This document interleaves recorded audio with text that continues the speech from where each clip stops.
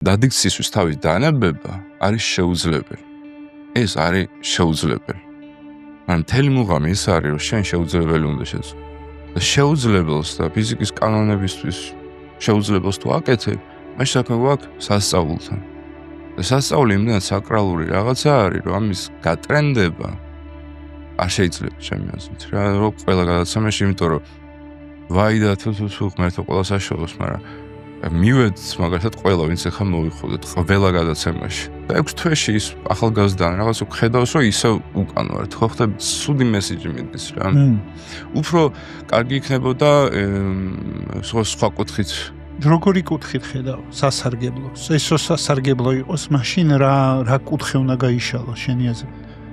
უნდა გაიშალოს ერთი კაია кейსები, ეს რაც არის. ცუდი კი არ არის, მაგრამ მაგასაც გააჩნია, არ შეიძლება ყველგან, ეხლა ხდება ყველგან, რამ სიტყვა პოდკასტ რო ჩაწერო YouTube-ზე, 5 ვიდეოდან ერთი ვიდეო მაგაზეა რა. და კუთხე რაც არის, აი მაგალითად, ნუგზარი ატარებს ხოლმე შეხვედრებს თანადამოკიდებულებთან. ეს არის ადამიანები, რომლებიც არიან მომხმარებლის გარშემო. პირველი წრე. მეუღლე იქნება, დედა, მამა, შვილი, ვინც არის რა ახლოს.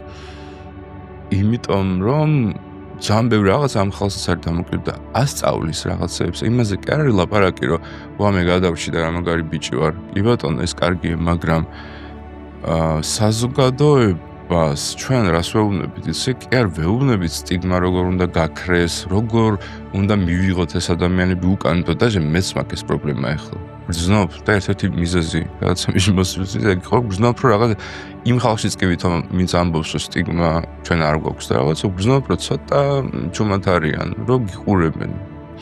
და იმისაც საზოგადოებას ესენი ვასწავლოთ და რაღაცა ინსტრუმენტები მივცეთ ხო, როგორ რანაირად და მით უმეტეს უთხრათ, რომ ეს ხალხი სინამდვილეში რაღაც ბოროტი და რაღაც კი არა, გულნატკენი ხალხია და ავად არიან. ტკივილში არიან და ავადმყოფობა არის, თანავადმყოფობის ფორმაა. და ესენი რომ მივცეთ, ამის ნაცვლად ჩვენ გამოყავს ისევ სოლო გმირები.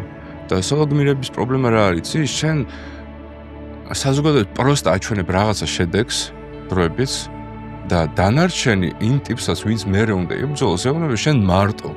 აი მარტო შეუბერე, ჩვენ არაფერი არ ვიცით, თუ რაღაცას იზამ მერე დაგიძახებთ და ეგრე არ შეიძლება. კაცმანის სხვა პოდკასტს წარმოგიდგენთ დეველოპერული კომპანია Homery.